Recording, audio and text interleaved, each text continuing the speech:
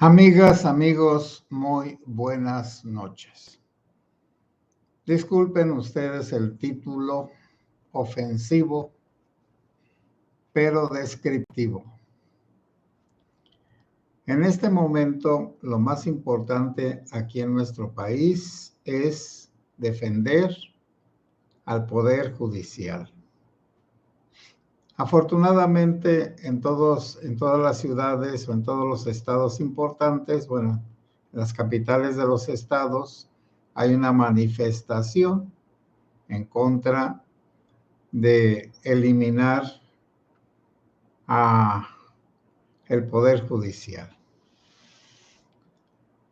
El Poder Judicial debería, si funcionara, si lo dejaran funcionar, el Poder Judicial debería de mediar entre el Ejecutivo y el Legislativo. ¿En qué sentido debería de mediar? En que todas las iniciativas del Ejecutivo o de los mismos legisladores debería de ser examinado si está de acuerdo a la Constitución de los Estados mexicanos. Entonces, todo el poder judicial, especialmente la Suprema Corte de Justicia, tiene como finalidad velar porque las leyes que se hagan no sean anticonstitucionales y que esas leyes se apliquen como deben de ser por el gobierno que depende del presidente de la República, que es el Ejecutivo. ¿Por qué se hizo esta división de poderes? Porque para un buen funcionamiento de un estado, de una nación, de un gobierno, se necesita que las personas que lo encabezan no tengan todo el poder, aunque sea una. Y por eso se separaron los poderes desde Montesquieu, ahí en el siglo XVIII. Desde aquel tiempo se pensó que la mejor forma de gobierno era quitarle todo el poder a una sola persona, que antes era el monarca, el rey, el emperador. Y quisieron quitarle ese poder a los monarcas, a los reyes. Bueno, monos es uno, arge es principio. Entonces el principio de todo era el monarca, el rey. Por eso él hacía las leyes, él las promulgaba y él las ejecutaba. Y solamente dejaba a los jueces que ejercieran una acción entre los ciudadanos, pero jamás entre el pueblo y el rey. Naturalmente que en Europa siempre ha habido como la idea de que así no debe ser. Ya desde el siglo XIII, ahí en Inglaterra, los nobles exigieron que el rey les firmara una carta donde él renunciaba a ejercer ese poder. Lo obligaron, no es de voluntad.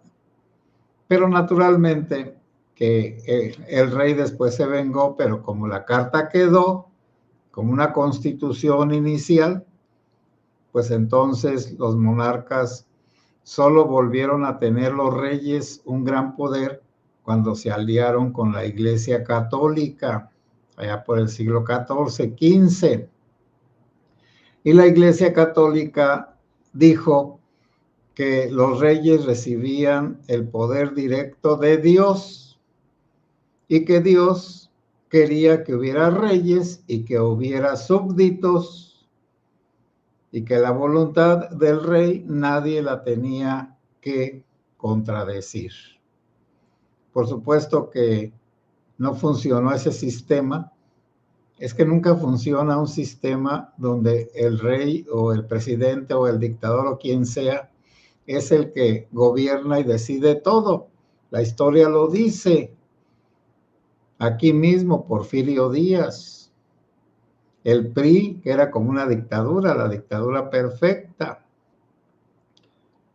En Inglaterra, pues la revolución gloriosa de Cromwell, que también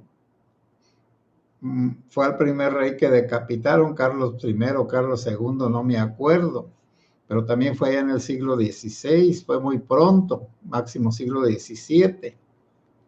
Inglaterra es una monarquía constitucional. La reina es la representante de la nación, o el rey ahorita, pero en aquel tiempo pues era primero el rey Carlos y luego su sucesor. Pero ya de ahí en adelante, ya esos reyes no eran omnipotentes. Y ahora, pues el rey de Inglaterra él es el jefe, vamos a decir, de la nación, pero no es el jefe del gobierno. Tiene un ministro que es el jefe del gobierno. Para nosotros es muy difícil distinguir entre una cosa y otra porque nunca hemos tenido una división entre el representante de la nación, vamos a decir de una manera natural, y los que son elegidos y cambiables, ¿no? Y el respeto entre unos y otros. Aquí lo único que nuestra historia, lo único que hemos tenido es guerras, guerras y guerras, y revoluciones y revoluciones y revoluciones. Sin embargo, desde el principio de nuestra nación, y lo insisto, lo digo una y otra vez, nuestros fundadores, Hidalgo, Morelos y todos hasta Agustín de Iturbide, el odiado, todos querían la división de poderes. Y de hecho, en la constitución que siguió al derrocamiento del emperador Iturbide, al nacimiento de la República, se puso esa división de poderes, copiando, por supuesto, a Estados Unidos. Pero Estados Unidos era una evolución de las monarquías constitucionales y de la Revolución Francesa.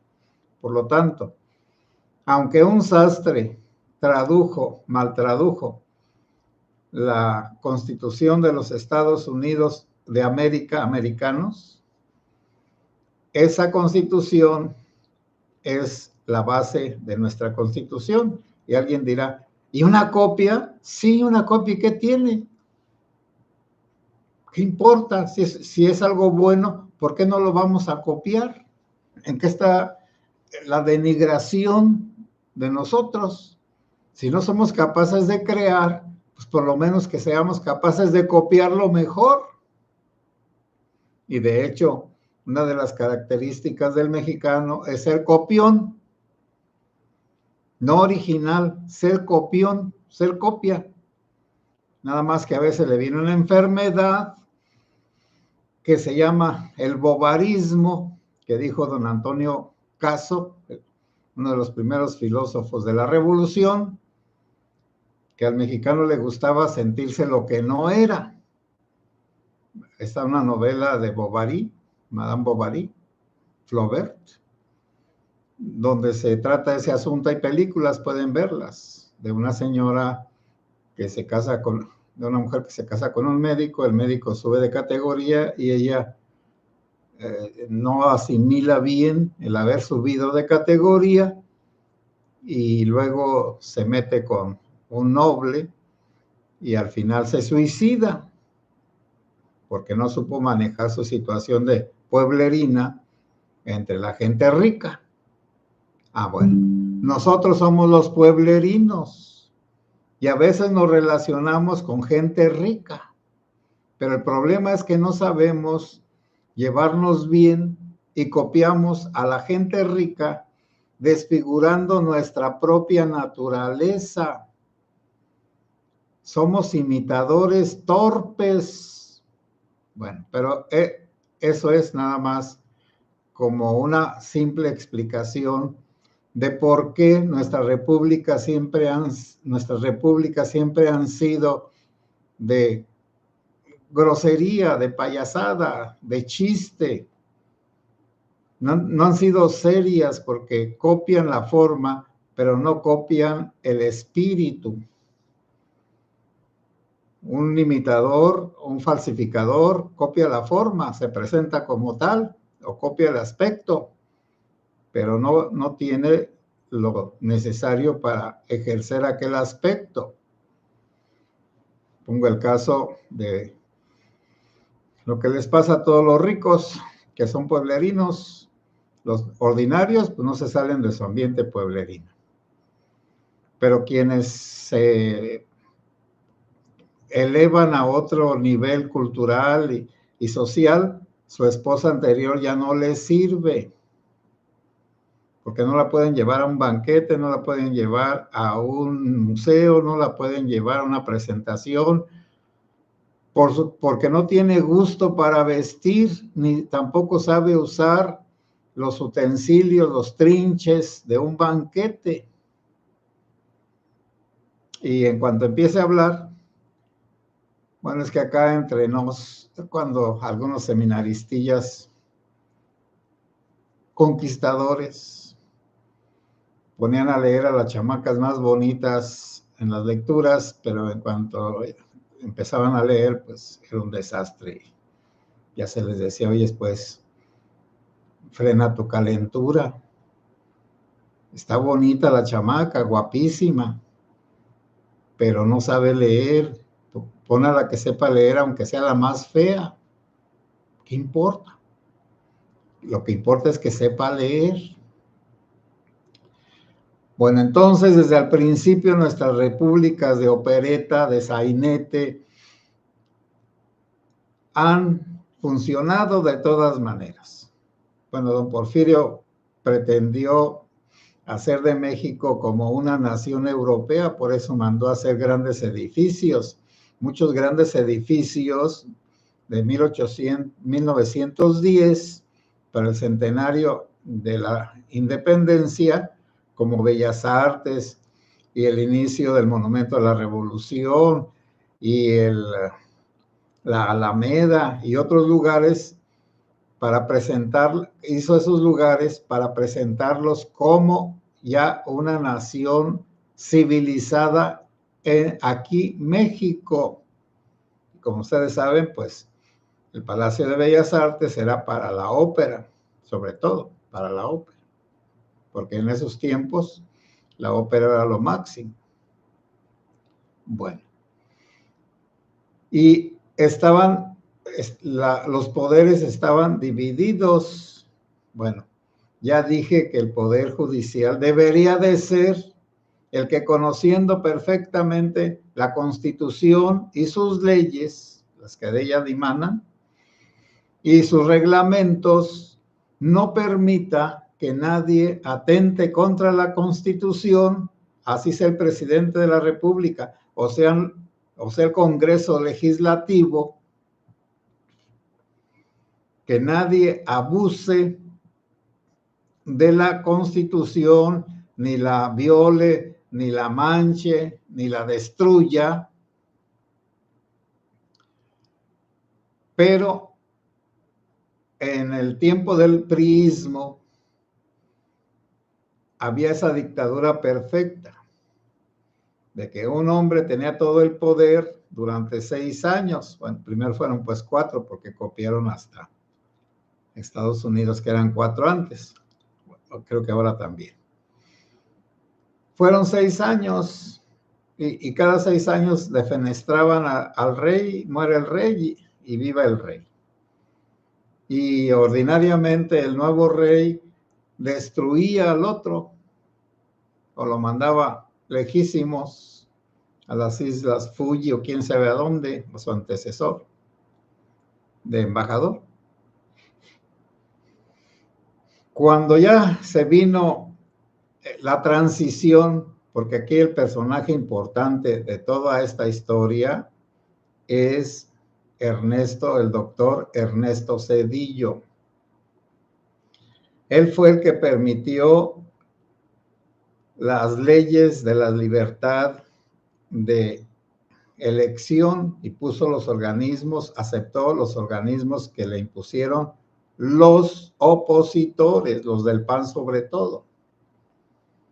Aceptó que la oposición tuviera parte en el gobierno y por eso se hizo la transición con Fox y Felipe Calderón. Pero estos dos señores, bueno, Fox fue un frívolo, un tonto, un impotente, que desperdició, como López Obrador desperdició el florecimiento, la abundancia del petróleo, que íbamos a nadar en la abundancia, había que aprender a administrar la abundancia. Recuerdo que los que estábamos en el seminario en aquella época, fue una persona especialista a hablarnos de que el país iba a nadar en la abundancia. Bueno, uno oyó aquello, pues, ¿qué le importaba? En realidad, eso de nadar en la abundancia, en un tiempo en que no había pobreza extrema, no había criminales, no había ninguna cosa que nos perturbara, había una paz. De hecho, uno se iba desde la central antigua camionera caminando por el zoológico, por las escaleras de Santa María hasta llegar a Vista Bella, donde estaba el seminario, a todas las horas del día y de la noche. Yo lo digo por experiencia porque los apostolados que teníamos en diferentes lugares, como la arquidiócesis era muy grande, a veces nos mandaban a Salamanca cada fin de semana, teníamos que regresar el mismo día, pero a veces regresábamos ya a medianoche, y como no teníamos dinero, pues nos íbamos caminando, salvo un día que un drogadictillo nos agredió, pero fue todo. En todos los 5 años que estuve allá, en el seminario de Morelia, jamás había peligro de caminar en la noche. Bueno, después de todo, de que Zedillo puso las cosas bien, Fox no supo aprovecharlas y no sacó a las tepocatas ni a las víboras prietas, sino más bien se alió con ellas, se tragó las tepocatas y entonces ya no se renovó la república. Quedó igualita. Pero de todas formas, cuando dijo que cállate chachalaca, se le echaron encima. Cuando el desafuero, bueno, ¿quiénes se les echaron encima? La oposición, la Suprema Corte de Justicia y los legisladores de oposición. Se podía contradecir y hasta cambiar de opinión, hacer cambiar de opinión. Y los medios de comunicación pues estaban muy cómodos. Bueno, de Peña Nieto para acá, la República se empezó a resquebrajar y se comenzó a acabar. ¿Por qué? Por la corrupción. Porque los priistas no entendieron que los habían sacado del gobierno por corruptos y rateros, no por tontos ni malos gobernantes, por corruptos y rateros. Y después viene este gobierno corrupto y ratero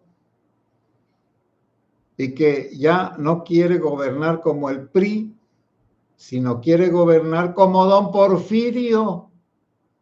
Estamos en el neoporfiriato, no se engañen, no es un gobierno de izquierda, este es un gobierno dictatorial como don Porfirio. Pero curiosamente, don Porfirio, cuando él llegó al gobierno, era un desorden, había un bandidaje, y por eso él les dijo a las tropas o a los rurales: mátenlos en caliente. A todos los bandidos que agarren por los caminos, cuélguenlos. Y acabó con los bandidos. Ahora que la Limantur y compañía, los científicos, se amafiaron para abusar del poder, sí. Y las haciendas, que en muchas partes fueron terriblemente esclavizantes y criminales, aunque hubo de todas.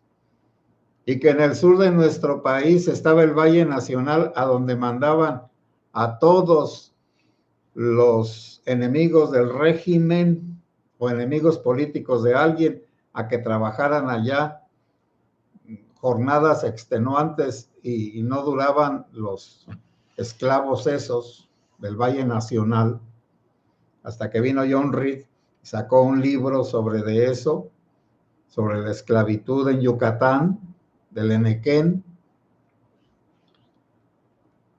Y por eso la revolución, sí, la revolución, don Porfirio en la primera batalla de Ciudad Juárez perdió y dijo: yo ya me voy.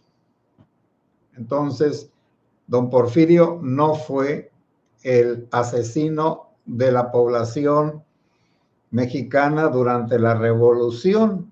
Él se fue, luego renunció.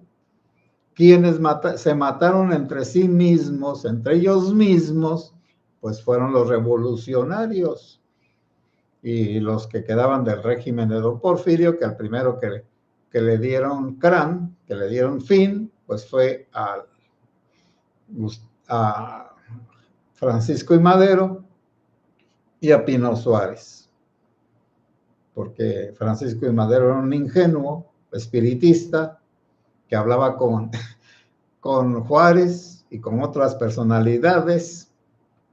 No, pues un inocente entre unas fieras, los antiguos porfiristas como Victoriano Huerta, etcétera, etcétera, etcétera. Bueno, pero estuvo funcionando haya sido como haya sido el Poder Judicial, pero ahora con la destrucción del Poder Judicial, como ya no vivimos aislados, y bueno, disculpen que vuelva a reiterar, va a haber una crisis económica para enero. Se debe mucho dinero, 7 billones de pesos. Hay que pagar intereses, la deuda no se puede pagar. Este gobierno que dijo que no se iba a endeudar, se endeudó por lo menos con 3 billones de pesos. Y con el error, ahora va a ser de septiembre, con eso de que bajaron las tasas de interés del Banco de México, que ya no es independiente, se desacreditó México y ahora va a pagar más. Va a pagar más réditos por la misma deuda. Y ya el déficit, lo que falta pues de lo que se gasta, son el 7% del PIB, de lo que produce cada quien. Y toda la nación, la nueva presidenta o vicepresidenta, como ustedes gusten decirle, dice que va a ser el 3,5%. ¿Cómo le va a hacer?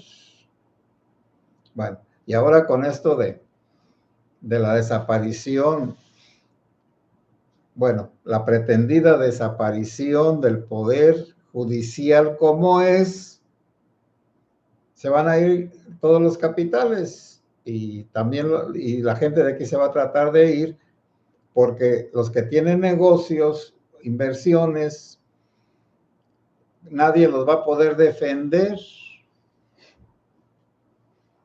porque cuando un dictador toma el poder es como, ustedes no se acuerdan, pero Chávez un día estaba en su templete y luego preguntaba: en una calle, allí pues frente a Miraflores, el Palacio de Gobierno de allá, de Venezuela. ¿De quién es este edificio? De tal compañía. Exprópiese. Y aquel otro que está allá, ¿de quién es? De tal compañía. Exprópiese. Aquí entre nosotros todavía se puede interponer un amparo, una queja, algo. Después de la destrucción del Poder Judicial, si dice es el que sea, ya sea el presidente o la vicepresidenta, exprópiense todos los oxxos. Se expropian. Expropiense todos los supermercados, todos. Empiecen por Walmart. Expropiese Electra. Expropiese Coppel. Expropiese todo tipo de industria. Y ustedes ya saben que todo lo que el Estado dirige como Pemex fracasa, como Banrural y ahora Fertimex, todo fracasa. ¿Por qué? Porque el mexicano tiene las manos muy sueltas y las uñas muy afiladas, y como dice el dicho, Señor, no me des, ponme donde haya. No hay una cultura de la honestidad. Por eso nuestros políticos son puras guacamayas, que no se robe, que no se mienta, que no se esto, y se dicen 70,000 mentiras en un mes. ¿Y qué? ¿A quién le importa? Bueno, si eso del exprópiese no les duele, pues entonces quiere decir que están de acuerdo. Exprópiese. Esta parcela está muy bonita y le gusta a mi hijo, el panzón. Exprópiese. Este hotel está funcionando muy bien allá en la playa. Exprópiese. A mi mujer, o este va a ser su querido, le gusta una hacienda o un rancho. Exprópiese. Bueno, pero todavía pues hay alguna esperanza, pero pues esperemos que el mexicano ordinario, ese no va a cambiar. A ese denle sus 3,000 pesos mensuales, y si le dicen que rebuzne, va a rebuznar. ¿Por qué no lo va a hacer? ¿Qué le cuesta rebuznar? Le regalan todo. Bueno, amigas y amigos, de todas formas ya saben que yo soy optimista porque tengo fe. Y así como en Venezuela se está cayendo el Maduro y se va a caer, espero que acá nosotros algún día entendamos que recibir dinero del gobierno, bueno, tengo que hacer una gran distinción. Que le den dinero a las personas necesitadas, a los de la tercera edad, enfermos, discapacitados, viudas y todos los demás, qué bueno, que hasta les den más, pero que lo repartan a todos por parejo, qué malo, porque están corrompiendo a la gente que puede trabajar y que ya no trabaja, porque ¿para qué? Si le dan de comer, la gente floja. Pero creo que no existe la gente floja, ¿verdad? Los mexicanos no somos flojos, somos trabajadorcísimos. Y para acabalarla, felicísimos. Somos el país más feliz del mundo. Voy a leer sus comentarios.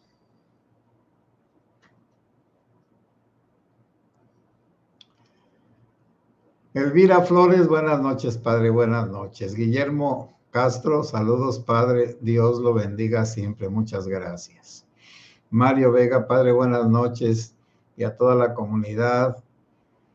Morena se va a indigestar con la sobrerepresentación, posiblemente. Silvia Sapien Serrano, saludos, padre José Luis. Manuela, Jesucristo lo proteja, padre. No soy católica, pero respeto su investidura. Diga usted, siga usted haciendo su programa. Manuela, muchas gracias. Yo no soy fanático, aunque yo soy sacerdote, pero yo no soy fanático. Hay muchos caminos para llegar a Dios. Qué bueno. María de los Ángeles, Rubio Hernández, buenas noches, padre José Luis, muy interesante su charla, muchas gracias. Mariano Garza, buenas noches, padre, muchos saludos, que Dios lo bendiga siempre, gracias. Malena Orduña, buenas noches, padre y comunidad. Malena, gusto de tenerte aquí. Mario Vega, la vicepresidenta, se llama Fraudia. Bueno, miren, me dio lástima porque con eso de que se le va a venir el mundo pues encima, ya dentro de poco, dentro de 40 días, estaba muy triste, hablando, defendiendo la sobrerepresentación y defendiendo algunas cosas que su profesor le impone, pero pues ya se veía como abrumada, pues pobrecita. Kasovic Sam no se tiene que disculpar por decir lo correcto, aunque muchos no quieran entender. Bueno, gracias Kasovic. Ay, padre, usted debe dedicarse a Dios. ¿Y qué? Decir la verdad no es dedicarme a Dios. Bueno, no me dedico nada más a esto, por supuesto, pero a esto me dedico. Bueno, yo no quiero hacer prédicas porque todas las prédicas son tendenciosas, todas, y no es malo. Si yo fuera pastor protestante, pues yo alabaría a Lutero, alabaría a Joseph Smith, etcétera, a Calvino, a todos los demás. Si yo fuera una secta, o yo fundara una secta, pues yo me ponía como modelo y cáiganse con los diezmos. Por eso, no sé también qué dice allí, pues yo me dedico a Dios y pues, Dios está en ti, Dios está en todo lugar. La voluntad de Dios está en ver los signos de los tiempos. ¿No recuerdas lo que les dijo Jesús a los apóstoles? Están ciegos, pero no le hace pues. Irma Martínez, gracias por sus aportaciones. NO con la izquierda roban y con la derecha derrochan. ¿Sí? Adriana Chávez, saludos, padre. Le vi tarde, pero lo veo en la repetición. Pobre México. Perderemos nuestras libertades. Sí, poco a poco, porque tampoco nos van a dejar en libertad como los animalitos en el monte. Pero cuando nos necesiten, nos van a buscar y nos van a lazar y nos van a jalar a sus mataderos.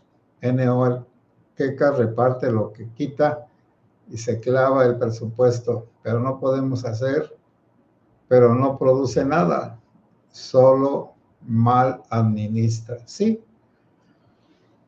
Bueno, en Facebook, porque no me atreví a ponerlo aquí en este canal, soy José Pues Segura en el Facebook, puse un programita que se llama Chairos, ¿quién sabe qué? Y pues me estaba riendo de que en ese Chairo canal dice que ahora hay parques acuáticos del bienestar, que si la familia quiere ir a divertirse a esos parques acuáticos, pues tiene varios, tiene dos bocas, las comunidades de Chiapas que se han inundado, de Chetumal, en Villahermosa, en Atizapán, en Tlalnepantla y Tlalpan, acá en la Ciudad de México, en Chimalhuacán, en el Estado de México, en Chalco ahorita, que podrían ir todas las familias a divertirse en esos parques acuáticos de mierda. Pero me da risa, pues. Si lo quieren buscar, está en el Facebook, para que se rían un poco entre todas estas cosas. Dice Irma Martínez: Santo Tomás hablaba de la verdad y es también llegar a Dios a través de la verdad. Sí, nada más que eso depende de la formación de las personas. Si alguien no estudia ni siquiera la Biblia, pues cree que dedicarse a Dios es rezar. Pero esa es una parte de acercarse a Dios. La otra parte es acercarse a los necesitados. El Evangelio de San Mateo, capítulo 25, no me acuerdo de los versículos, pero en ese Evangelio, a la hora de juzgar a las personas, Jesús les va a preguntar algunas cositas. Y esas cositas están en este Evangelio para quien guste buscarlo. En el capítulo número 25, en el versículo, bueno, esto no tiene versículos o están muy pequeños y no alcanzo a ver, pero está el juicio final, al final de ese capítulo. Cuando el Hijo del Hombre venga en su gloria rodeado de todos sus ángeles, etcétera, separará unos a la derecha y otros a la izquierda. Y los buenos le dirán, bueno, Jesús les dirá: vénganse benditos de mi Padre, porque ustedes me ayudaron. Tuve hambre y me dieron de comer, etcétera. Y entonces los buenos le dirán: Señor, ¿y cuándo te dimos de comer? ¿Cuándo te dimos de beber? Cuando lo hicieron con uno de mis hermanos. Y luego les dice a los otros: váyanse con el diablo al infierno todos ustedes, porque tuve hambre, etcétera, etcétera. Y entonces los malos le dirán: Señor, ¿cuándo te vimos hambriento y no te dimos de comer, desnudo y no te vestimos, enfermo y no te curamos? Cuando no lo hiciste con uno de los más pobres. Esta es la verdadera religión. Y bueno, también la tiene la carta a Santiago. Pero no me gusta estar diciendo solo desde la religión, porque nosotros los seres humanos, discúlpenme, ya me estoy pasando de tiempo. Nosotros los seres humanos somos carne y espíritu. La carne, es decir, el ser humano tiene una forma de regirse y se puede salvar haciendo lo que cree que es el bien, aunque no lo sea. Y el creyente solo se puede salvar si hace el bien, pero si solo lo cree y no lo hace, no se va a salvar. Y mucha gente que no tiene preparación ha sido engañado, ella misma se engaña con que hablar de Dios ya es servir a Dios. Eso, pues no es cierto. Servir a Dios significa ayudar en las cosas de Dios, que son la caridad. A ver, voy a seguir, pues discúlpenme, ahora me puse predicador. Santo Tomás de Aquino, pues está hablando Irma Martínez, de el santo, después de San Agustín más inteligente, bueno, San Pablo, San Agustín, Y Santo Tomás, de los santos más inteligentes que ha tenido la Iglesia Católica. Zenaida González. Bueno, el Santo Tomás de Aquino es del siglo XII, de 1100 y tantos. Zenaida González, buenas noches, Padre José. Saludos y bendiciones para todos, igualmente. Andrés Mauro Espinosa Machuca, muchas felicidades, Padre, por su gran programa. Que Dios y la Santísima Virgen siempre lo bendigan y lo protejan de todo peligro. Pues sí, sobre todo de la rutina. Alma Leticia López Castillo, 62 likes, saludos, Padre, muchas gracias. De todas maneras, hay 133 personas viendo, ojalá todas pongan su like porque a mí me sirve. Yo no tengo el canal monetizado, pero sirve para que las pláticas lleguen a más lejos. NO, Charco del Cacas. Literalmente sí, viven entre la mierda. Esperanza Montes, buenas noches, Padre. Un saludo a usted y a toda la audiencia. Muchas gracias. Elvira Flores en Veracruz. Les expropiaron el acuario en el que varias familias que lo levantaron con esfuerzo, invirtieron dinero y esfuerzos y llegó a dar empleos. Los de la cuarta lo destruyó como todo lo que toca. Así es. Kiko, saludos a todos. Rosa López, buenas noches, Padre José Luis. Que Dios y la Virgen lo cuiden a usted y a todo su grupo. El sábado voy a ir a visitar a los más pobretones, allá los de Chila. Mañana les dejo otra vez el número de la tarjeta de OXXO para los que quieran colaborar. Ya junté unas despensas que voy a llevar. Bueno, amigas y amigos, buenas noches. Que Dios los bendiga.